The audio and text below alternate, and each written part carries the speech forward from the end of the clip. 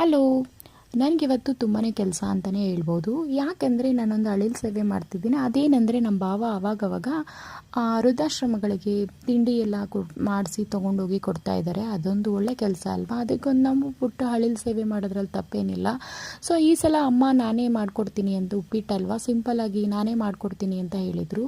So ಹಾಗಾಗಿ ನಮ್ಮ husband ನಮ್ಮಮ್ಮ ಇಬ್ಬರು ಸೇರಿ ಸಕ್ಕತ್ತಾಗಿರೋ ಉಪ್ಪಿಟ್ಟನ್ನ 150 ಜನಕ್ಕೆ ರೆಡಿ ಮಾಡಿದರು 8 ಗಂಟೆ ಅಷ್ಟರಲ್ಲಿ.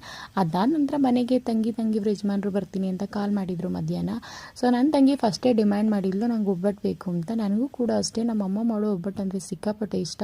ಸೊ ಇಲ್ಲಿ ನಾನು ನಮ್ಮ ತಂಗಿ ಇಬ್ಬರು ಸೇರಿ ಹೂರಣ ಎಲ್ಲ ರೆಡಿ ಮಾಡ್ಕೊತಾ ಇದ್ದೀವಿ. ಅಮ್ಮ ಅಲ್ಲಿ ಒಬ್ಬಟ್ಟಿಗೆ ಬೇರೆ ಏನು ತಯಾರಿದೆಯೋ ಅವ್ರು ಅದನ್ನು ಮಾಡ್ಕೊತಾ ಇದ್ರು. ಹಾಗೆ ಅಜ್ಜಿ ಏನೋ ಹೇಳ್ತಾಯಿದ್ರು, ನಾವು ಅದನ್ನು ಕೇಳಿಕೊಂಡು ಒಬ್ಬಟ್ಟು ಮಾಡೋಕ್ಕೆ ಸಿದ್ಧತೆಗಳನ್ನ ಮಾಡ್ಕೊಂಡ್ವಿ. ಅದಾದ ನಂತರ ಸಂಜೆ ಹಾಗೇ ಬಿಡ್ತು. ಇನ್ನೇನು ಪೂಜೆ ಮಾಡೋ ಟೈಮ್ ಆಯ್ತಲ್ಲ, ಪೂಜೆ ಮಾಡಿಲ್ಲ ಅಂದರೆ ಮನಸ್ಗೂ ಸಮಾಧಾನ ಇಲ್ಲ. ಪೂಜೆ ಎಲ್ಲ ಮುಗಿಸಿ ನನಗೆ ಅಪರೂಪಕ್ಕೆ ಒಂದಿನ ಟೈಮ್ ಸಿಕ್ಕಿತ್ತು.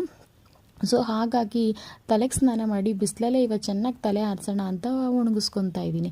ನಾನು ಆಲ್ಮೋಸ್ಟ್ ಯಾವಾಗಲೂ ಈ ಹೇರ್ ಡ್ರೈಯರ್ ಅದನ್ನೆಲ್ಲ ತುಂಬ ಪ್ರಿಫರ್ ಮಾಡಲ್ಲ, ನನಗೆ ಇಷ್ಟ ಆಗಲ್ಲ. ನನಗೆ ಯಾಕೆಂದರೆ ನಾನು ಈಗ ಪೋಸ್ಟ್ ಪ್ರೆಗ್ನೆನ್ಸಿ ಆದಮೇಲೆ ಹೇರ್ ತುಂಬಾ ಹಾಳಾಗಿದೆ. ಮುಂಚೆ ಎಲ್ಲ ತುಂಬ ಸ್ಮೂತೇ ಇತ್ತು, ಹೇಗೋ ನಡೀತಾ ಇತ್ತು. ಬಟ್ ಇವಾಗ ಆಗಲ್ಲ. ಅದರಲ್ಲಿ ಹೇಗೋ ಮ್ಯಾನೇಜ್ ಮಾಡ್ಕೊತಾ ಇದ್ದೀನಿ. Thank you.